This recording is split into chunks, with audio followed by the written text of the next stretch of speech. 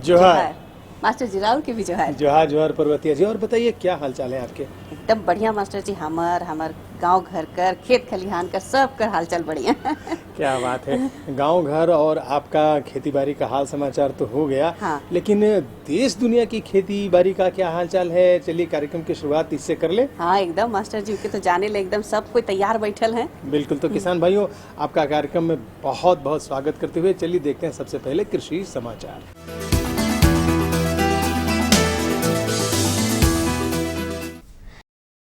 नमस्कार, कृषि समाचार में आपका स्वागत है। मैं हूं संयुक्ता। आइए देखते हैं आज कृषि समाचार में क्या है खास। ड्रिप इरिगेशन लगवाने के लिए किसानों को दिया जाता है 90% अनुदान।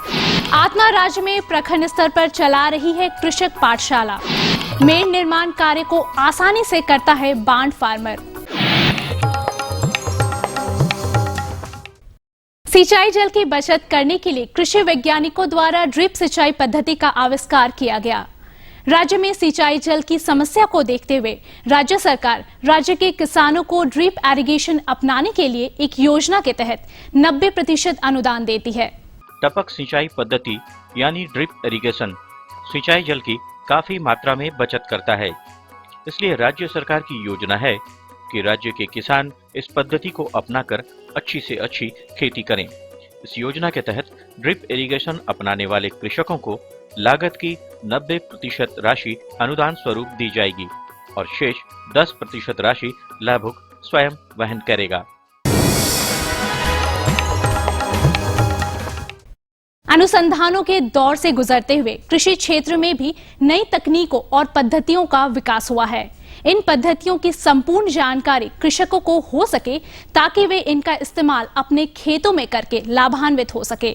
इसके लिए संस्था आत्मा राज्य के सभी जिलों में प्रखंड स्तर पर कृषक पाठशाला चलाती है। इस पाठशाला में 25 किसानों का चयन करके किसी एक किसान के खेत में बतौर उस पद्धति से खेती करके प्रायोगिक तौर पर कृषि शिक्षा दी जाती है। साथ ही इस पाठशाला में खेती बाड़ी के साथ पशुपालन संबंधी समस्याओं का भी समाधान किसानों को बताया जाता है। किसान भाइयों, अभी आलू की बुआई करने का उपयुक्त समय है। जो किसान भाई आलू की खेती करना चाहते हैं वे आलू के बेहतर उत्पादन के लिए कृषि वैज्ञानिकों द्वारा बताए गए उन्नत प्रभेदों की बुआई करें तो निश्चित तौर पर उन्हें लाभ होगा। आलू के अनुशंसित उन्नत प्रभेद है कुफरी लालिमा, कुफरी अशोका, कुफरी चंद्रमुखी और कुफरी सुंदरी। आलू की अच्छी उपज प्राप्ति के लिए कृषि वैज्ञानिकों द्वारा अनुशंसित प्रभेद है कुफरी लालिमा, कुफरी अशोका, कुफरी चंद्रमुखी और कुफरी सुंदरी। इन प्रभेदों के 20 से 30 क्विंटल बीज प्रति हेक्टेयर की दर से बुआई कर और उचित कृषि कार्यों को करके 250 से 300 क्विंटल आलू प्राप्त किया जा सकता है। आलू की में खेती करने का समय आ गया है। इसमें आप स्वर्ण कुफरी लालिमा, कुफरी अशोका, कुफरी चंद्रमुखी, कुफरी सुंदरी ये सब आलू लगाएं और 20 से 25 से 30 ग्राम वजन का आलू लगाएं और 50 से 20 सेंटीमीटर की दूरी में लगा के बुआई करें।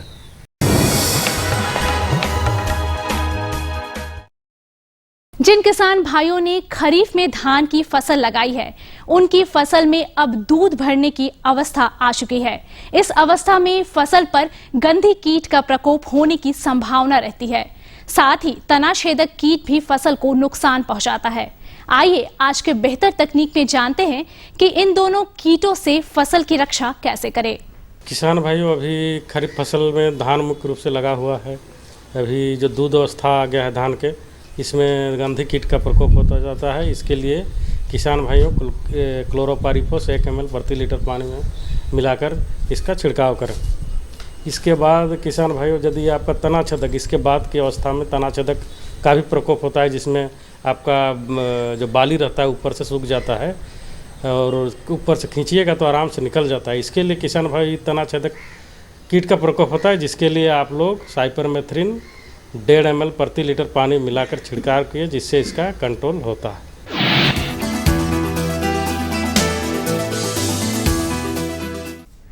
कुछ फसलों को लगाने के लिए खेतों में मेड़ बनाना आवश्यक होता है। मेड़ बनाने के काम को सुविधाजनक बनाने के लिए किसान बांड फार्मर नामक कृषि उपकरण का इस्तेमाल कर सकते हैं। यह है बांड फार्मर। खेतों में आसानी से मेड़ निर्माण के लिए इस उपकरण का विकास किया गया है। इस उपकरण द्वारा एक समान मोटाई के मेड़ बहुत ही कम समय में तैयार किए जा सकते हैं। बॉन्ड फार्मर को प्राप्त करने के लिए किसान बिरसा कृषि विश्वविद्यालय के अभियंत्रण विभाग से संपर्क कर सकते हैं।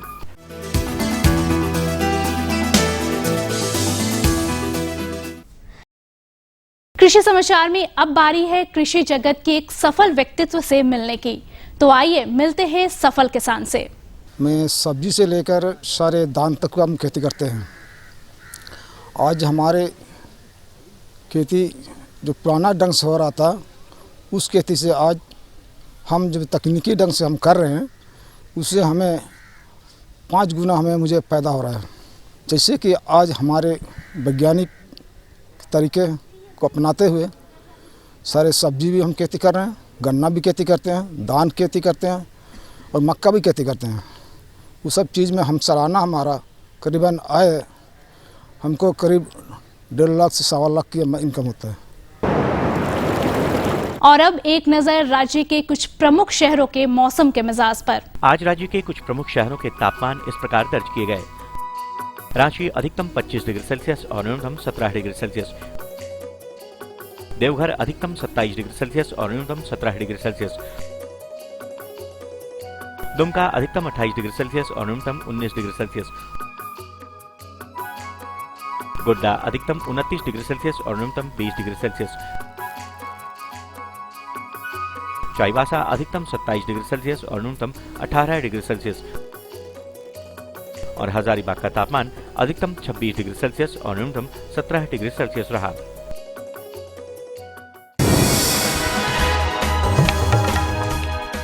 और अब मंडी भाव में आइए नजर डालते हैं अनाजों के भाव पर। राज्य की खाद्यान्न मंडियों में कुछ प्रमुख अनाजों को छोड़कर पिछले कुछ समय से चली आ रही तेजी में फिलहाल कमी की संभावना नहीं बन रही है।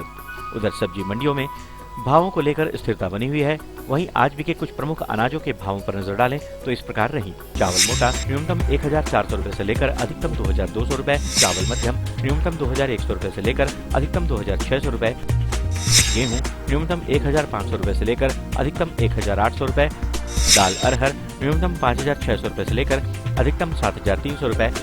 दाल मसूर न्यूनतम 4400 रुपए से लेकर अधिकतम 5600 रुपए। दाल चना न्यूनतम 3400 रुपए से लेकर अधिकतम 4700 रुपए। सरसों तेल न्यूनतम 8400 रुपए से लेकर अधिकतम 9600 रुपए। आलू न्यूनतम 1800 रुपए से लेकर अधिकतम 2400 रुपए और प्याज न्यूनतम 1800 रुपए से लेकर अधिकतम 2000 रुपए प्रति क्विंटल रहा। कृषि समाचार में आज इतना ही। अगले दिन अगले अंक में फिर मुलाकात होगी कुछ ताजा तरीन खबरों के साथ।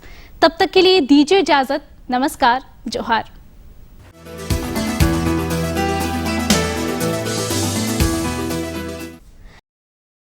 तो मास्टर जी बढ़िया नया समाचार तो सुनाए देली, फायदा वाला बात बताए देली और हमके बुझाएला कि अब एगो सवाल हम कर लो। लेकिन आपसे पहले तो मेरे सवाल की बारी आती है। हाँ, राउर सवाल के तो हमेशा भुला जाए। चलो पूछिए लो। तो किसान भाई आपके लिए भी है ये सवाल। आप बताएं कि गोबर मैला नीम की खली, इसके बाद क्या है? अच्छा सोचा थी, तब तक हमारे एक विराम ले लेवो। बिल्कुल बिल्कुल। तो आप बने रहिए हमारे साथ, हम मिलते हैं छोटे से विराम के बाद। ये लो और बताओ। बस। अरे ये क्या भैया जी, बस इतनी सी रासायनिक खाद? किसानी छोड़ रहे हो क्या? किसानी नहीं, नादानी छोड़ रहे हैं। मिट्टी की जांच कराई है। अब तो लाला जी जितनी जरूरत है उतने ही उर्वरक खेत में डालेंगे। हाँ, किसान भाई आज ही अपने जिले की नजदीकी भूमि परीक्षण प्रयोगशाला में मिट्टी की जांच जरूर करवाएं और मिट्टी में पोषक तत्व, नमी व पौधे के विकास को देखते हुए केवल जरूरत के अनुसार ही पोषक तत्व डालें। और हाँ, मिट्टी में गंधक, जस्ता, बोरोन जैसे सूक्ष्म पोषक तत्वों का पता लगाना भी न भूलें। उर्वरक और जैविक खाद के सही उपयोग से भूमि का उपजाऊपन बनाए रखें, उत्पादकता बढ़ाएं, खर्चा घटाएं और बहुमूल्य विदेशी मुद्रा बचाने में भी सहयोग दें। और हाँ, धीमी गति से नाइट्रोजन उपलब्ध कराने वाले उर्वरकों जैसे नीम लेपित यूरिया को प्राथमिकता दें और यूरिया का पत्तों पर छिड़काव करें। अरे वाह, तू तो सचमुच समझदार हो गया रे। अधिक जानकारी के लिए संपर्क करें जिला कृषि अधिकारी या किसान कॉल सेंटर। विराम कर बाद देखो, ये मन बहुत बहुत स्वागत है। तो मास्टर जी अब हम जो पूछे खोजत रही से के पूछ लो थी। बिल्कुल बिल्कुल। असल देखिला खेत बटे किसान मने ठो ऐसन हरियर हरियर घर बनाना और हुआ सब्जी मन लगाना तू के का कहे ना का चीज है के और ओकर में का फायदा होला से के तनी एकदम बढ़िया से बताए दे। क्या बात है, क्या बात। देखिए पर्वतिया जी, इसको कहते हैं संरक्षित खेती। अच्छा, है ना। हाँ। तो चलिए इसको ये क्या है, हाँ। और कैसे इसको किया जाए, किन बातों का ध्यान रखा जाए, इन बातों की जानकारी अपने विशेषज्ञ से ही ले लेते हैं। हाँ, बढ़िया रही। तो किसान भाइयों चलिए आज अपने विशेषज्ञ डॉक्टर भूपेंद्र कुमार जी के पास चलते हैं और इस बात की जानकारी लेते हैं कि संरक्षित खेती क्या है और आप कैसे इसको कर सकते हैं और क्या क्या इसके लाभ है। किसान भाई नमस्कार, कृषि दर्शन के इस कार्यक्रम में आपका स्वागत है। किसान भाइयों, कृषि दर्शन की टीम आज कृषि विज्ञान केंद्र जयनगर कोडरमा आई हुई है, जहां आज हम बात करेंगे सब्जियों की संरक्षित खेती के बारे में। इस विषय पे जानकारी देने के लिए आज हमारे साथ हैं यहीं के वैज्ञानिक डॉक्टर भूपेंद्र कुमार सिंह। आइए इनका स्वागत करते हैं। डॉक्टर साहब, आपका हमारे इस कार्यक्रम में स्वागत है। धन्यवाद। किसान भाई नमस्कार। डॉक्टर साहब, जैसा कि हमने आज का विषय चुना है सब्जियों की संरक्षित खेती के बारे में, तो सब्जियों की संरक्षित खेती क्या है, इसका तात्पर्य क्या है, हमारे किसान भाई कैसे इसको समझेंगे? देखिए, सब्जियों की संरक्षित खेती होती है, एक बहुत बड़ा टर्म होता है, बहुत बड़ा शब्द होता है। किसान भाइयों को जानना होगा, आज का समय बदल रहा है, मौसम बदल रहा है, तो देखते हैं कि आपने बाज़ार में देखा होगा सब्जियां बेमौसमी भी मिलती हैं। हम शिमला मिर्च कभी भी खरीद सकते हैं, हम गोभी कभी भी खरीद सकते हैं, मार्केट में देखने को मिलता है अक्सर, और रेट भी उनका काफ़ी मात्रा में महंगा रहता है। तो उस सबको मेन इसका उद्देश्य रहता है कि आ कहाँ से रहा है, इसके पीछे रीज़न क्या है, हम लोग भी ऐसा कर सकते हैं। तो मेरा किसान भाइयों को सुझाव है कि सब्जियों की संरक्षित खेती करके वो लोग भी ऑफ सीजन खेती कर सकते हैं, यानी बेमौसम में अपनी सब्जियाँ उत्पादन कर सकते हैं। उसके लिए छोटी छोटी ध्यान देना होगी बातें। उसमें क्या होता है, उसके कुछ पार्ट होते हैं। संरक्षित खेती एक बहुत बड़ा शब्द है, उसमें कई भागों में उसको बांटा गया। जैसे जब हम नर्सरी तैयार कर रहे होते हैं सब्जियों की, तो उसमें भी संरक्षित खेती होती है। उसमें कैसे नर्सरी तैयार करें जिससे हमारा अधिक जल्दी हमारा पौधे तैयार हो। प्रोट्रे में नर्सरी तैयार करना, पॉली टनल के द्वारा नर्सरी तैयार करना, पॉली हाउस में खेती करना, पॉली मल्चिंग के द्वारा खेती करना और ड्रिप इरिगेशन के द्वारा खेती करना। ये 5 पहलू मैं आपको बताया, पाँचों पहलुओं को मिला करके संरक्षित खेती की जाती है। तो हम शुरुआत करते हैं पहले पहलू से, जैसे प्रोट्रे।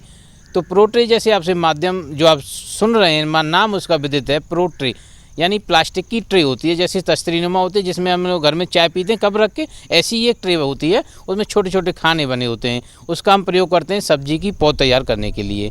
सब्जी की जब पौध तैयार करेंगे तो उसमें देखते हैं कि उसके लिए भरा जाने वाला माध्यम क्या होगा। प्रोट्रे जो हमारी होती है उसमें एक माध्यम भरा जाता है, उसको मीडिया बोलते हैं। माध्यम जो तैयार किया जाता है उसमें गोबर की खाद, बर्मी कंपोस्ट, नीम की खली, उपजाऊ खेत की मिट्टी और बालू, इन सब को एक बराबर मात्रा में हम मिला लेते हैं। मिलाने के बाद हल्का पानी छीट दें जिससे कि उसमें नमी बनी रहे, और उसको क्या करते हैं, प्रोट्रे में भर देते हैं। भरने के बाद जो बीज हमारे पास उपलब्ध है उसको एक एक बीज एक एक खाने में डाल देते हैं।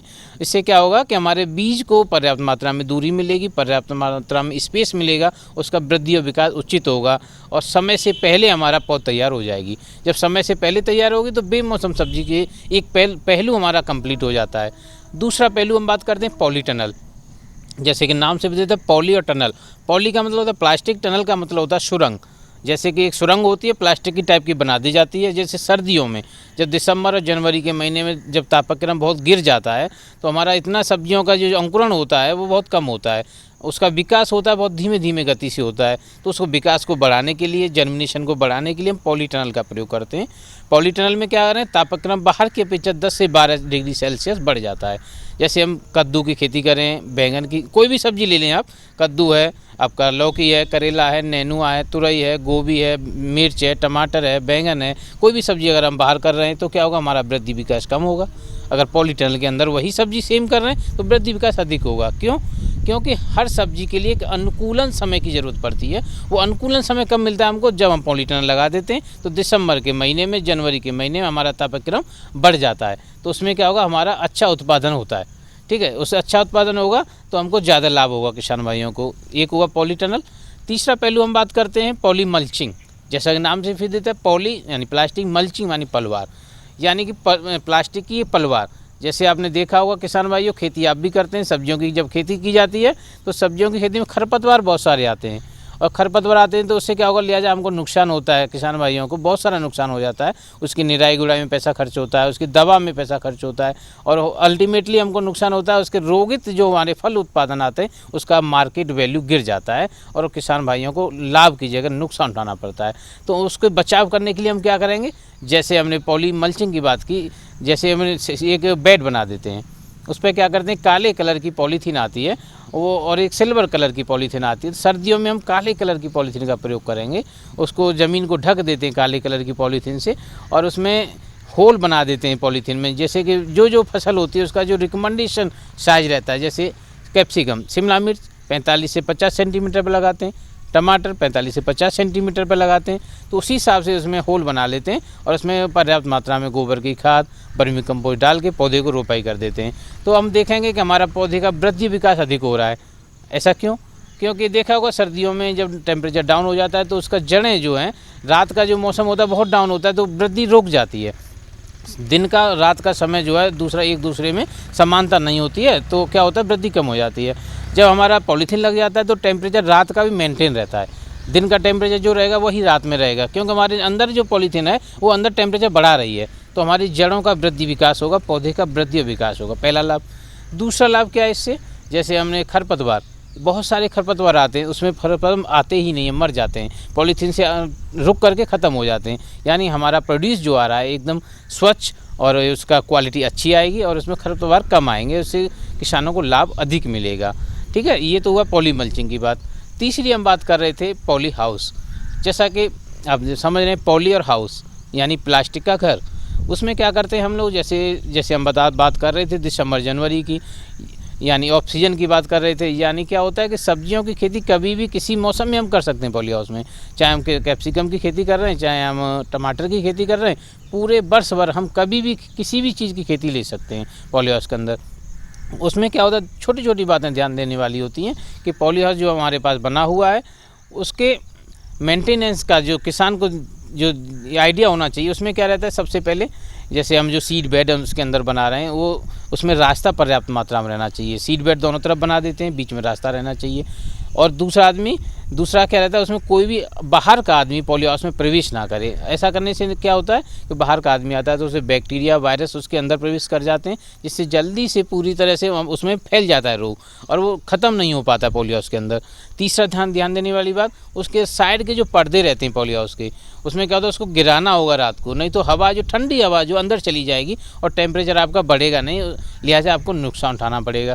ये छोटी छोटी अगर बातें आप ध्यान देंगे तो हमारे पॉली हाउस के अंदर खेती बड़े अच्छे तरीके से कर सकते हैं। यानी किसी भी मौसम में किसी भी सब्जी की खेती आप ले सकते हैं। तो देखा किसान भाई, डॉक्टर साहब ने कितनी अच्छी जानकारी दी सब्जियों की संरक्षित खेती के बारे में। हमें आशा ही नहीं बल्कि पूर्ण विश्वास है कि डॉक्टर साहब द्वारा बताए गए तरीकों का आप लाभ बताए गए तरीकों का अपनाएंगे और इससे लाभ उठाएंगे। डॉक्टर साहब, आप हमारे इस कार्यक्रम में इसके लिए आपका बहुत बहुत धन्यवाद। धन्यवाद किसान भाई, नमस्कार। और इसी के साथ लेते हैं विदा, जोहार। तो मास्टर जी, संरक्षित खेती के बारे में तो बढ़िया जानकारी मिल गया, और बड़ा फायदा वाला ही चीज है नहीं? किसान मन के बहुत फायदा पहुंची कर से।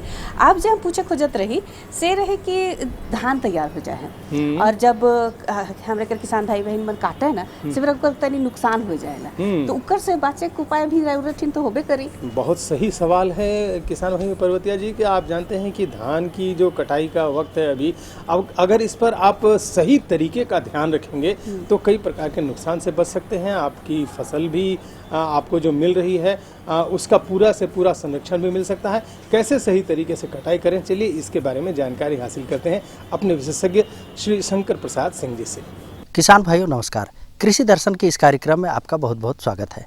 किसान भाइयों, कृषि दर्शन की टीम आज आई हुई है कृषि विज्ञान केंद्र सुजानी देवघर में, और आज हम यहाँ बातचीत करने के लिए विषय चुना है कि धान की उन्नत तरीके से कटाई कैसे करें। इसी विषय पर बातचीत करने के लिए आज हमारे साथ मौजूद है यहीं के कृषि अभियंता श्री शंकर प्रसाद सिंह जी। आइए सबसे पहले इनका स्वागत करते हैं। शंकर जी, इस कार्यक्रम में आपका बहुत बहुत स्वागत है। शंकर जी, हमारे किसान भाइयों को ये बताएं कि धान की उन्नत तरीके से कटाई के लिए कृषि औजारों का क्या महत्व है। किसान भाइयों जोहार। कृषि में उन्नत औजारों और मशीनों का उतना ही महत्व है जितना कि उत्पादन के हर क्षेत्र में कल कारखानों में मशीनों का है। किसान भाइयों, आज का ज़माना वैज्ञानिक ज़माना है। बदलते परिवेश में हमें विज्ञान के साथ साथ चलना है। अतः हमें कृषि में उन्नत औजारों को अपनाना चाहिए। झारखंड की भूमि धनी है और यहाँ के किसान बहुत ही गरीब हैं, क्योंकि यहाँ की कृषि व्यवस्था अत्यंत पिछड़ी हुई है। उसका मुख्य कारण है कृषि में उन्नत औजारों का अभाव। जिस तरह किसान भाई अपने खेत में उन्नत खाद बीज डालते हैं, उसी तरह कृषि में उन्नत औजारों का भी उपयोग करना चाहिए। इससे किसानों को बहुत फ़ायदे होते हैं।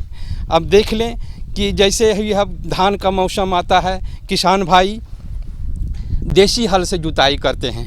हल से जुताई करने से बहुत ही हानि होता है और गहरी जुताई भी नहीं हो पाती है। इसलिए किसान भाइयों को एक उन्नत औजारों के बारे में जानना चाहिए। शंकर जी, ये तो हो गई औजारों की बात। अब यंत्रीकरण किसे कहते हैं? यंत्रीकरण, आपका प्रश्न बहुत ही अच्छा है। यंत्रीकरण कृषि विकास का एक ऐसा माध्यम है जो हमारी कृषि व्यवस्था को विकसित कर ग्रामीणों को बेरोजगारी भूखमरी से मुक्ति दिला सकता है। यंत्रीकरण के नाम से किसान घबरा जाते हैं, लेकिन कभी कभार उसको समय पर यंत्रीकरण अपनाना ही पड़ता है। फसल चक्र को अपनाने के लिए हमें यंत्रीकरण को अपनाना ही पड़ेगा, क्योंकि समय पर एक समय ऐसा आता है कि धान की कटाई भी होती है, गेहूं की रोपाई भी करनी है। उस समय मजदूर हमें नहीं मिलते हैं। अतः ऐसे समय में हमें धान की कटाई के लिए उन्नत तरीके से अपनाना ही पड़ेगा। ये तो आपने हमारे किसान भाइयों को बताया कि यंत्रीकरण किसे कहते हैं। अब बताइए हमारे किसान भाइयों को यंत्रीकरण से क्या लाभ होती है? आपका क्वेश्चन बहुत ही अच्छा है। यंत्रीकरण से कोई भी काम करते हैं, चाहे जो भी काम हो, उसमें हम लाभ और हानि के बारे में सोचते ज़रूर हैं। यंत्रीकरण अपनाने से बहुत सारे फ़ायदे हैं।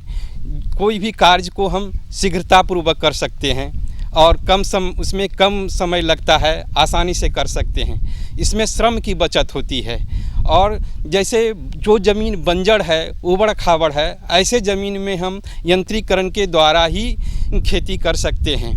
इसके उत्पादन में वृद्धि होता है।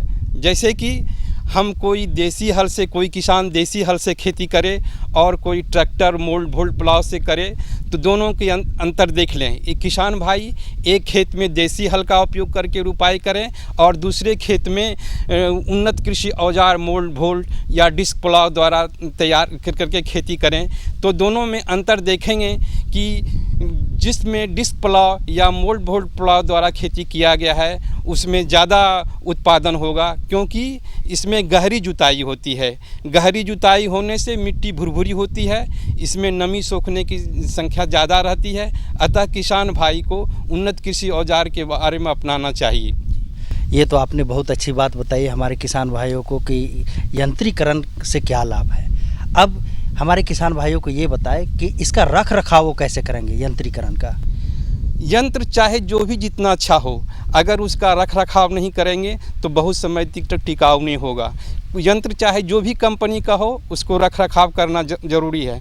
हमारे किसान भाई देखते हैं कि काम ख़त्म हो जाने के बाद यंत्र को जहाँ तहाँ रख देते हैं, कहीं खेत में छोड़ देते हैं या छाँव में नहीं रखते हैं, कहीं अन्यत्र रख देते हैं। अतः किसान भाई को चाहिए कि सबसे पहले एक शेड बनाना चाहिए। जिस तरह हम अपने पशु के लिए गौशाला बनाते हैं, उसी तरह यंत्रों के लिए भी रखना चाहिए जगह, छाँवदार रहना चाहिए। यंत्र को पहले छाँव में रखना चाहिए। दूसरा है कि यंत्र जब काम ख़त्म हो जाए तो उसको साफ़ सुथरा कर देना चाहिए। जैसे पानी से पहले धो देना चाहिए, उसके बाद उसको पेंट कर देना चाहिए, उसमें उसके बाद ग्रीस दे देना चाहिए। बहुत सारे औजारों में बेयरिंग सिस्टम रहता है, नट बोल्ट रहता है, तो पहले जहाँ जहाँ बेयरिंग है वहाँ पर ग्रीस लगा देना चाहिए और नट बोल्ट को टाइट कर देना चाहिए। कोई चीज़ अगर समझ में नहीं आए तो कृषि विज्ञान केंद्र में संपर्क करना चाहिए। कृषि विज्ञान केंद्र में सारे औजार उपलब्ध हैं। किसान भाई से मेरी अपील है कि वो कृषि विज्ञान केंद्र में आकर प्रशिक्षण प्राप्त करें एवं उन्नत कृषि औजार के बारे में भी ट्रेनिंग लें और उन्नत कृषि औजार कैसे चलाएंगे उसके बारे में भी जानकारी लेंगे। शंकर जी, ये तो बात हो गई औजारों की और यंत्रीकरणों की। अब हमारे किसान भाइयों को ये बताएं कि धान की उन्नत कटाई वो कैसे करें? कटाई बहुत ही मुख्य समस्या है। एक समय ऐसा आता है कि हमारे पास मजदूर नहीं मिलते हैं, कटाई भी करना होता है और गेहूं भी लगाना होता है। तो कटाई की बहुत अच्छा समस्या है। कटाई दो तरह से कर सकते हैं हम लोग, एक हस्तचालित कटाई भी होता है और दूसरा मशीनों द्वारा संचालित होता है। हस्तचालित कटाई के लिए अधिकतर किसान हंसुए का उपयोग करते हैं। हंसुए में भी अब नए तरह के हंसुए आ गए हैं। हमारे किसान के पास पुराने हंसुए हैं। पुराने हंसुए में क्या होता है कि जल्दी उसके दांत घिस जाते हैं और मान लिए आप 15 दिन में ही उसके दांत घिस जाते हैं, तो उसको लोहार के पास जाने में, दांत पिजाने में उसका ज़्यादा समय लगता है। अभी एक हंसुआ निकला हुआ है, नवीन हंसुआ और वैभव हंसुआ। वैभव हंसुआ में दांत मोटा है और नवीन हंसुए में दांत पतला है। नवीन हंसुआ ये भोपाल का बना हुआ है, हमारे कृषि विज्ञान केंद्र में उपलब्ध है। जिन भाइयों को नवीन हंसुआ और वैभव हंसुआ चाहिए वो कृषि विज्ञान केंद्र में उपलब्ध कर सकते हैं। इस हंसुए की खास खूबियत है, इसमें हाई कार्बन स्टील का बना होता है। हाई कार्बन स्टील होने के कारण ये जल्दी दांत घिसता नहीं है, सालों 2 साल तक ये इसका दांत ज्यों का त्यों रहता है। किसान भाइयों को चाहिए कि वैभव हंसुआ और नवीन हंसुआ का उपयोग करें। नवीन हंसुआ को धान गेहूं के लिए कटाई के लिए है और वैभव हंसुआ जिसका जड़ मजबूत रहता है, जैसे मकई गन्ना आदि के लिए इसकी कटाई के लिए समय में इसका उपयोग किया जाता है। ये तो हुआ हस्तचालक हंसुए की बात। अब हम लोग नवीन तरीके से कटाई कैसे करेंगे इसके बारे में चर्चा करना है। खासकर धान के बारे में हमको चर्चा करना है। तो धान की चर्चा के पैडी वीडर निकला हुआ है। अभी हम लोगों को कृषि विज्ञान केंद्र में पैडी वीडर उपलब्ध है।